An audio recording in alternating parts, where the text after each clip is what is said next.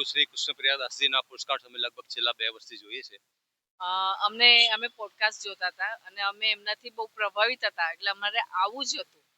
જીદ હતી તો ગ્રુપ હતું, તો અમે 4 જણ આવ્યા. શોધતા સવારના નીકળ્યા છે, આજે શોધતા આવ્યા છે, પણ સંતોષ છે અમને. આ જગ્યા અતિશય પવિત્ર છે. આજે ગુરુ પૂનમ દિવસે અહીંયા આવવું એ અમારા ભાગ્યની વાત છે અને ભગવાનની ઈચ્છાથી અમે આવી શક્યા છે.